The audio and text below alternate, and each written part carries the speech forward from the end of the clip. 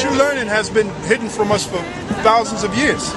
Now through the Spirit of the Lord, which He had to die on the cross for us to get this knowledge. If you knew the significance of why He went on that cross, man, you'd never look at that the same again.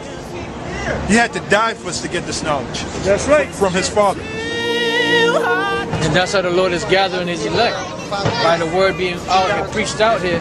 And then the ones like yourself, you know, you heard the word. So if you're part of the elect, the Lord, now with the word that you receive, now you'll be sealed. Wisdom, you know, so we're calling out with the word of the Lord, and the Lord is the one doing the sealing. Those people obviously weren't part of the elect because they were scoffing. So it's like the word went like this, you know, just kept bouncing off their ears. That's why they came up the way they did, and then they left. You know, but you're still here listening. It's self-study to show that self-approved.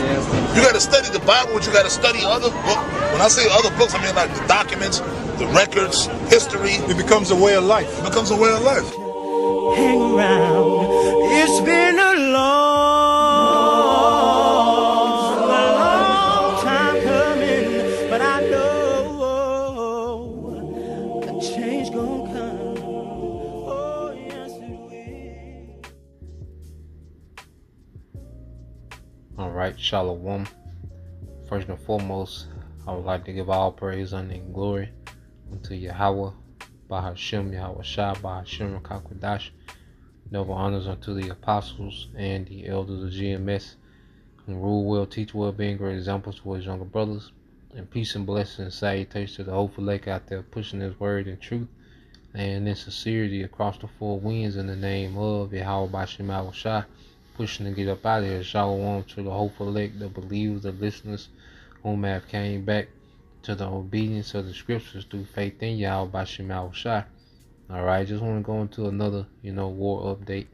Try to make it quick, got a few videos. And what I want to home in on is how, everyone's locked in. Everyone's locked into their lot.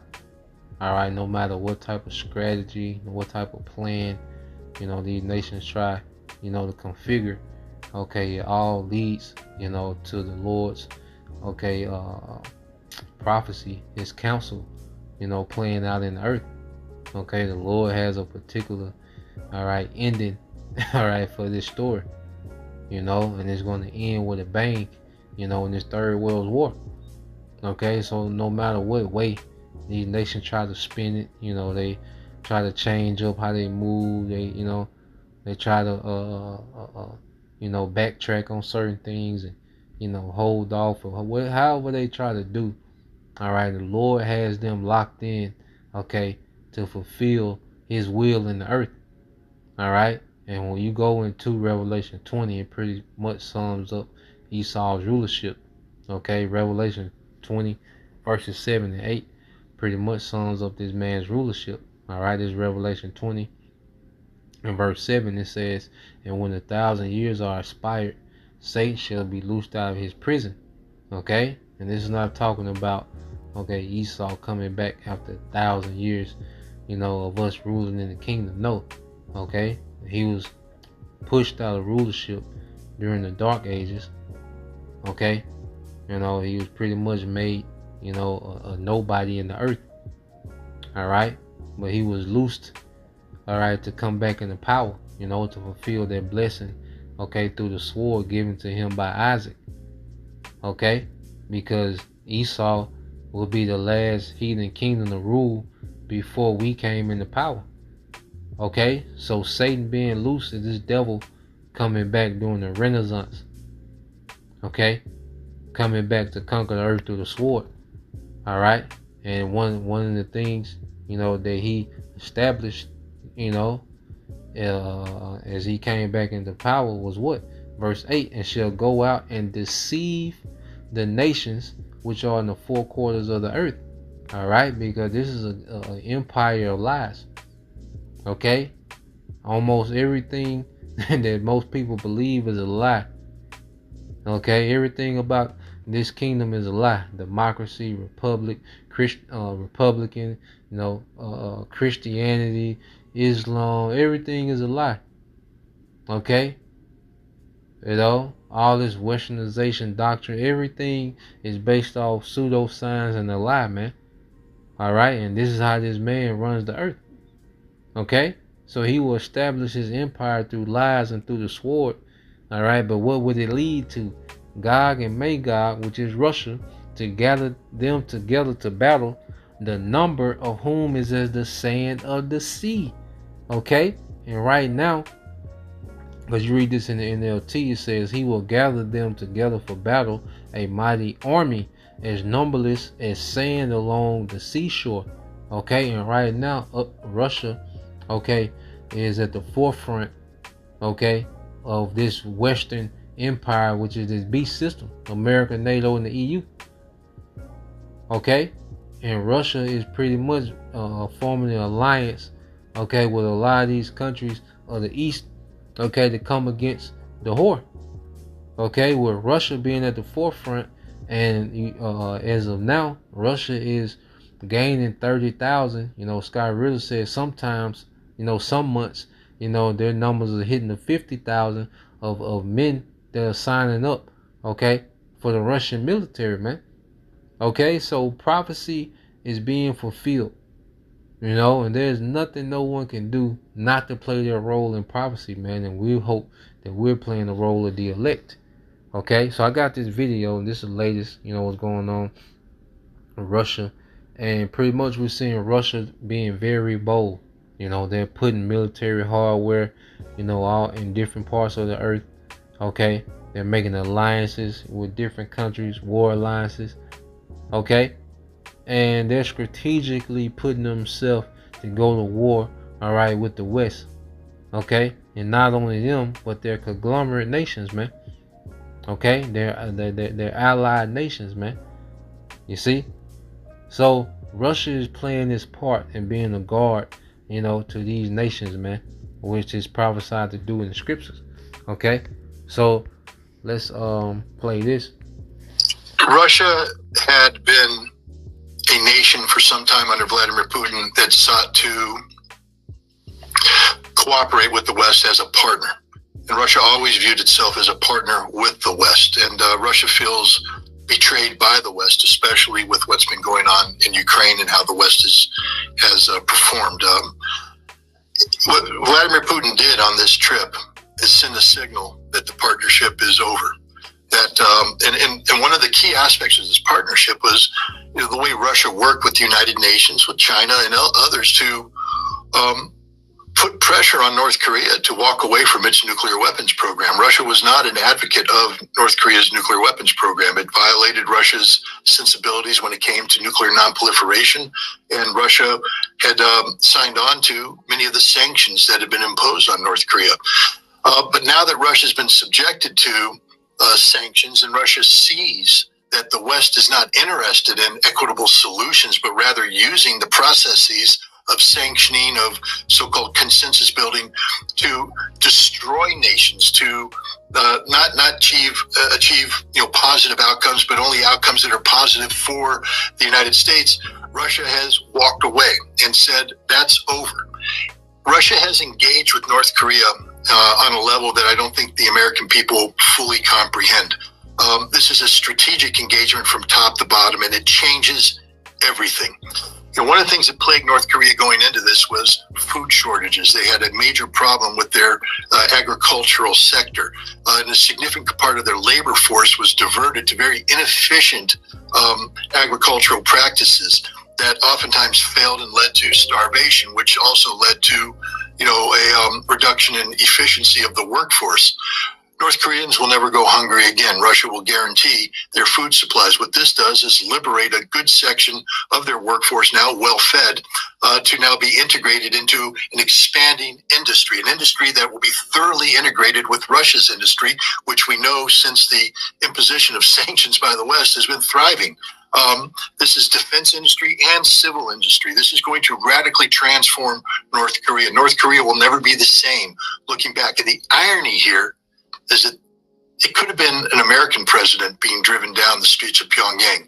Donald Trump tried to achieve an outcome that would have eliminated North Korea's nuclear weapons, brought North Korea into the fold, and allowed North Korea this kind of economic development and not allowed Russia this wonderful geopolitical strategic opportunity. But Donald Trump failed, betrayed by John Bolton, betrayed by Mike Pompeo.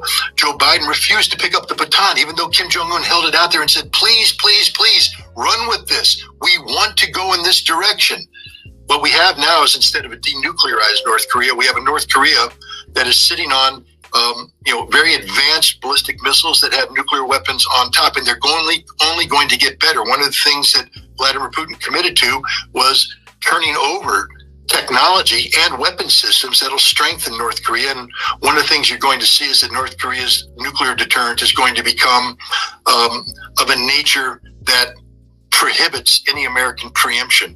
There will be no American, South Korean, Japanese victory over North Korea going forward. North Korea is now strategically aligned with Russia. You go to war with North Korea, you're going to war with Russia. There's a famous photograph, or infamous, depending on your point of view. You go to war with North Korea, you go to war with Russia.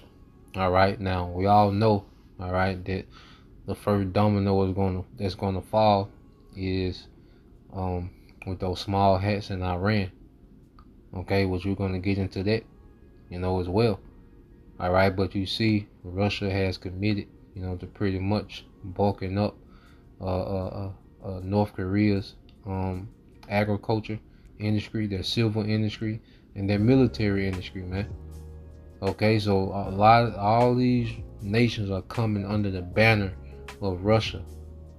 Okay, because this is all in preparations for a global war. It's going to be fought on many fronts. Okay, the first domino is going to fall. That's going to, make the powder keg explode. Okay, into all-out war.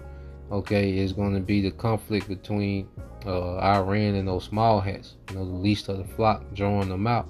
But when this war kicks off, it's going to be fought on many fronts. Okay, it's going to be fought on many fronts. That's why it's called a world war.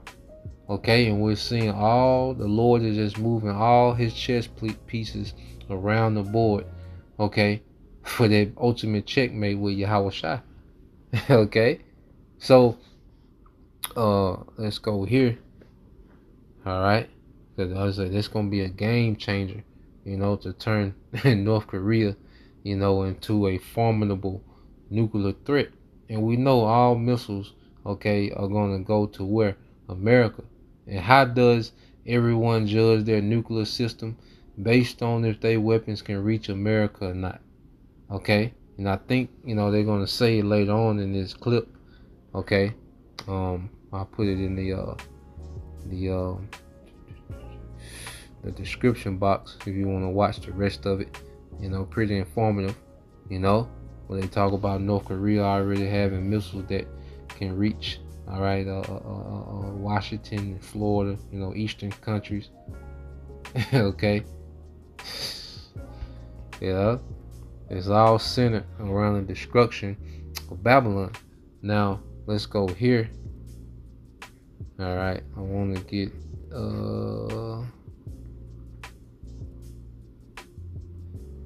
this way.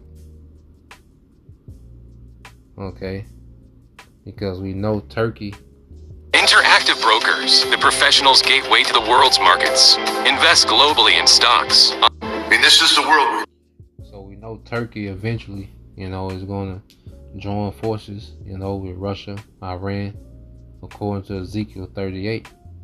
So this is a possible scenario. Like every idea that these heathens got is only going to lead to the Lord's, word being fulfilled. Okay, everything that they do, because these small hats, they tried to go directly Iran. They kind of bagged off from that, went back to dealing with Hamas. Okay, and now there's rumors of them going to war with Hezbollah. Okay, and it's going to lead to certain events. All right, as these different military and analytical, all right, analysts, so like these different military analysts, go into, that eventually is going to draw Turkey into it. So this is just all prophecy, man, because it could happen like this, but we know it's going to happen, but it just, everybody is singing to the tune of prophecy, man. Everybody is singing to the tune of prophecy, man. All right, and it's just the Lord showing that He is, okay? Living right now, you have persistent surveillance. Everybody can watch everybody else all the time. The only way to stop that is to destroy space-based surveillance. But if you do that, then eventually they'll get around to destroying yours, and then nobody has any surveillance of anything. And that's very dangerous because of the ICBMs. We rely very heavily on our space-based surveillance to also protect us against the launch of an intercontinental ballistic missile that could destroy millions. And the Russians do the same thing. So there are limits to how far you can go, let's put it this way. And we keep pushing those limits. And if we push far enough, we'll get much worse than what we bargained for. And that's where we are right now in Ukraine. And by the way, it's the same problem in Israel. People are being evacuated from parts of Israel that are within range of Hezbollah, its rockets, its weapons, and even its troops. It's getting worse. Israel is in serious trouble. Wait a minute. I thought these were the people. I thought this was the fulfillment of prophecy. So the chosen people are being evacuated, and they're in the promised land. Okay? Just to throw it out there. Needs to stop this war, but for them, stopping equals defeat, so they won't. And there's another thing on these small hats. They've engaged, with Hamas, and they wasn't able to root them out, like they thought.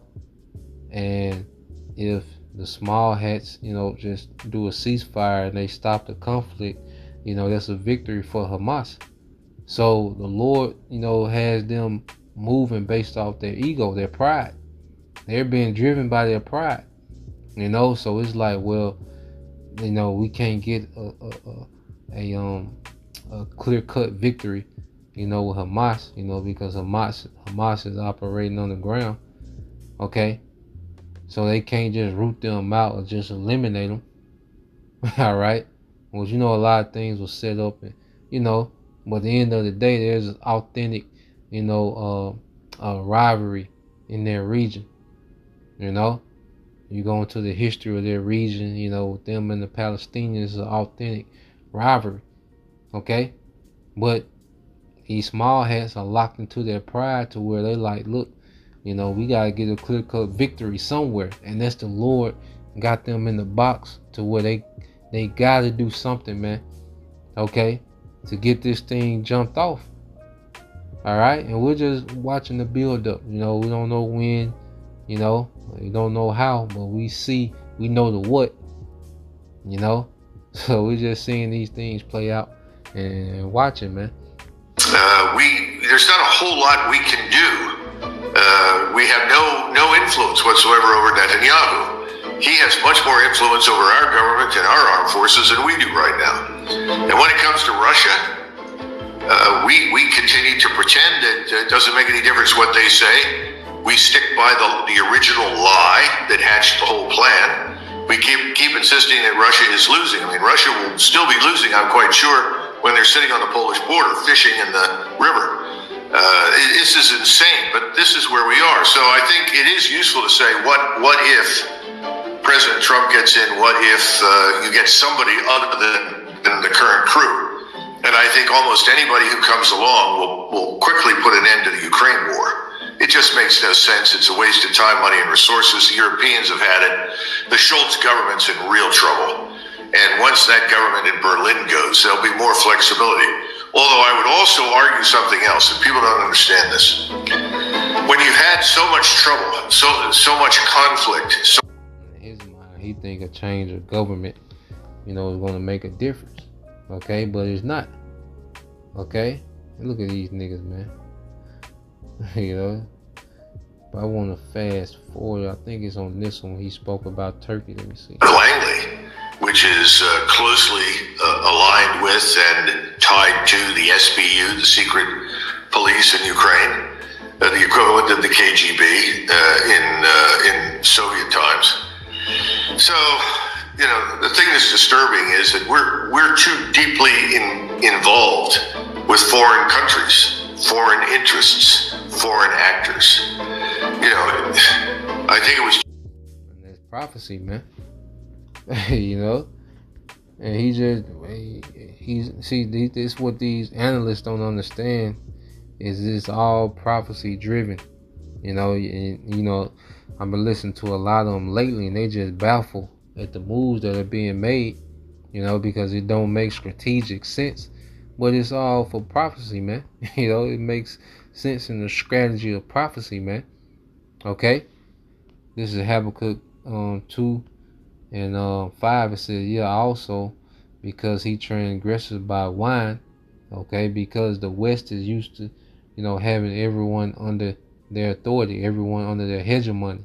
And now, you know, that Russia, you know, has started, you know, to accumulate these nations under his banner for war against the West. Okay, now there's a shake-up in the game. Okay, he says he's a proud man, neither keepeth at home. He's all over. This man is in all the affairs, man. America is in every conflict in the earth, man. Okay, North Korea, South Korea, America there. Okay, the small hats in Iran, America in the middle of it. Okay, Russia and Ukraine, America in the middle of it. China and Taiwan, America in the middle of it. Okay, any conflict that's happening on earth, America's in the middle of it, man. Syria, Iraq, okay, Saudi Arabia, America is in the middle of everything, man. Okay, he can't keep it at home. Who enlarges his desire is hell, and is death, and cannot be satisfied, but gather unto him all nations, and heap it unto him all people. And this is what he's been able to do. Okay, but what's happening, these nations are teaming over Russia, and they breaking the yoke, okay, of this Western hegemony, man, this Western influence. Okay, verse 6, because what is going to lead to, shall not all these take up a parable against him, and a taunting proverb against him, and say, woe to him, or destruction, which the scripture talk about what?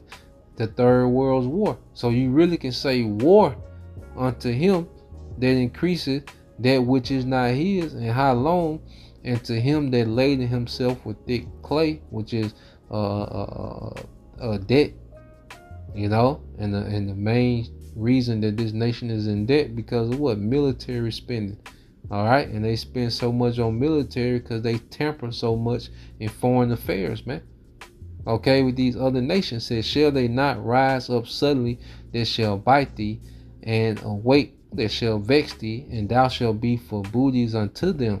Okay, because thou hast spoiled many nations, and the remnant of the all the remnant of the people shall spoil thee, because of men's blood, and for violence of the land of the city, and of all that dwell therein. Okay, so America is getting ready to be a spoil, man, and ultimately it's gonna be a desert. Okay, the end game for America is a desert, man. All right, with no inhabitants, man. Okay, this is what we're seeing build up. Okay, all this meddling, man. Okay, let me see. For many, many years, I don't know who is behind all 51 of those officers, but obviously they signed that assuming two things. First of all, I'm violating my oath by aligning myself politically. Oh yeah, he's talking about it. So let me get this one. You know, I think this the one you go into Turkey. There's nothing more powerful than you making your thing happen. Really going. Annihilate and eliminate Hamas. Netanyahu and his supporters began casting about for another way to quote-unquote win the war. And the way to win this war in their minds strategically is to attack Hezbollah, because they know that that's their best shot at widening the war and bringing in the United States on their side, not just against Hezbollah, but also against Iran. And from the very beginning, the obsession with Iran dictated action that would bring Iran to war against Israel. Well, I think Mr. Netanyahu's wishes are being fulfilled right now. He's got an aircraft carrier battle group headed to the Eastern Mediterranean to support him. I don't. And this the video I wanted, So yeah, so you see, all right, that there's rumors of them preparing, for all-out war with Hezbollah. Which there's another route that's going to lead to conflict with Iran. And conflict with Iran is conflict with Russia. Conflict with Russia is with China. Russia now has a pact, with a war pact with North Korea. There's a lot of U.S. military personnel in South Korea. Everything, all the chess pieces is being put in place, man. All right. Where the Eisenhower is or what its state is, but it went into port after being damaged in some way by the Houthis. But I suspect that they could refurbish the Eisenhower, bring that back out to sea, which gives two carrier battle groups with the capability to contribute to Mr. Netanyahu's war. So I think right now the one thing we can bet on very, very certainly, with great certainty, is a war with Hezbollah. There's no question about it. And Hezbollah says it's ready. It not only says it's ready, but it says it's going to have additional fighters show up to support them. But I think they know that ultimately when Israel goes after them, it's a war to the finish. There's no question about it. It's even worse than what we've seen, frankly, in Gaza. This is a war that the Israelis know they cannot afford to lose, which inevitably means that Iran will come into the war. Now, I don't know if the Israelis will open hostilities against Hezbollah with the use of a quote-unquote tactical nuclear weapon, but I would not rule it out. They know that the Hezbollah is heavily dug in, very well prepared, and has a multitude of weapons that they can hurl at Israel. They could level large parts of Haifa as well as Tel Aviv, where most of the Israelis are now concentrated, because most of the Israelis have left the south, moved further into the center, and the same thing has happened with Israelis living in the north. They've pulled out and moved further into the center, which means these are even more dangerously lucrative targets if Hezbollah responds in an all-out war. So you see the setup, because of what's going on in Gaza. A lot of small hats had to evacuate towards central Israel because of what's going on with Hezbollah. A lot of those small hats had to locate to central Israel, so they're being herded like sheep. It's a play. It's a play at hand. It's a play at hand. It's beautiful. We know the Most High is a man of war. He's the one that invented war strategy. And we're seeing strategy working perfection. Against the Israelis. And they also know that there's a very high probability that if Hezbollah is in a fight to the finish with the Israelis and Iran comes in, that Russia is not going to allow Iran to be destroyed by us. It will stand by Iran. And then there's something else that's very interesting. It strikes me that very few Americans are looking at Cyprus right now. Cyprus is the unsinkable aircraft carrier in the Eastern Mediterranean for Israel. The Greeks have made it very clear, the Greeks control half the island, that those bases will be accessible by the Israelis. Well, as soon as that occurs, I think the Turks are suddenly going to say that's unacceptable to them, especially since those bases will be used for strikes against Hezbollah. Then it seems very probable that the Turks will finally dust off their equipment and decide to enter the war. That's an incredible development that will not necessarily globalize the war, but it will certainly regionalize it in a way that we have not seen in the past. And as Gary just tossed up there, here's almost right on cue is a headline in The Guardian that Hezbollah leader has expressly said Cyprus will be a target if it lets Israel use its territory in a conflict. And I wonder if you could explain a little bit more for some of our viewers who may not understand the direct tie to Turkey and what they may or may not do as a result. Well, years ago in the 1960s, there was an intervention in Cyprus. The Turks actually came in and went to war to protect the Turkish population on Cyprus from the Greeks. And I think this is something that Americans should revisit and look at very carefully. We've had some measure of stability on the island, but it's another one of these open sores. It's similar to the arrangements that we've made in the Balkans. We managed to come up with an arrangement that would temporarily cause parties to cease fire, but we haven't solved anything. And the Cyprus problem has never really been solved. And so I think this is an opportunity for the Turks to come in and solve the problem in ways that they wanted to do years ago. They were prevented from it by us. And the Turks at that point valued their position in NATO as so much that they wouldn't risk it in an all-out war to seize control of Cyprus. But that goes away if the Israelis move in and start using those bases. At the same time, the European Union promised Turkey that at some point it would enter the European Union, but there was never any real intention to admit the Turks to Europe. And with the mass migration of Muslims out of the Middle East and North Africa into Europe, that's even less likely now. So the bottom line is, I think the next step in this war is an all-out war on the part of Israel and Hezbollah against each other. The very high probability that Iran will now move into the conflict to support its friends in southern Lebanon, because I don't think they're going to stand by and allow Israel to destroy them. That brings in Russia, and that also opens the door to Turkey. And I think the Russians will tell the Turks, if you want to move on Cyprus, we'll support you, because we understand that's a vital strategic interest for you. You don't want Cyprus to become the aircraft carrier for your enemies. And the Turks are increasingly viewing Israel as their enemy. So you see, how it's all intertwined in prophecy, man. Okay? And that alliance, he just spoke of, as we always get it, but hey, we reported it as it happened, man. All right, Ezekiel 38, okay, and 4 says, and I will turn thee back and put hooks into thy jaws, and this is speaking of modern day Russia.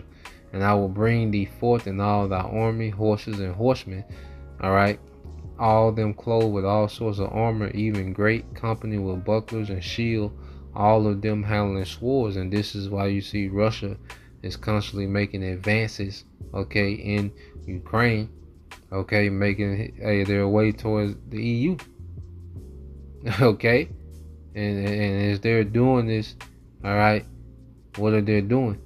It says Persia, Ethiopia, and Libya with them, all of them with shield and helmet, okay, and where are they getting this weaponry from? Russia, okay, Russia is supplying everybody. Iran, okay, there's certain deals they got with the different African nations, okay, North Korea, all right, but Persia, which is Iran, all right, is a major military alliance, that's going to play a major part in the downfall, okay, of this Western, okay,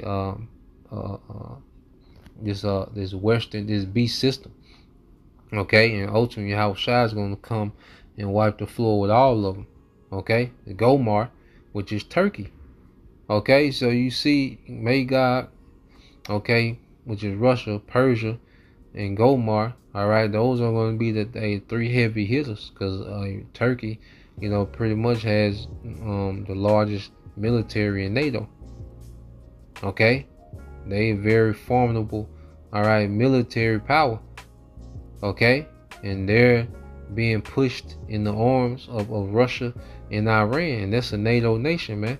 It says in all of his bands, the house, okay, when the band goes into his armies, the house of Togomar of the north quarter, and all the bands and many people with thee, be thou prepared and prepare for thyself, thou and all thy company that are assembled unto thee, and be thou a guard unto them.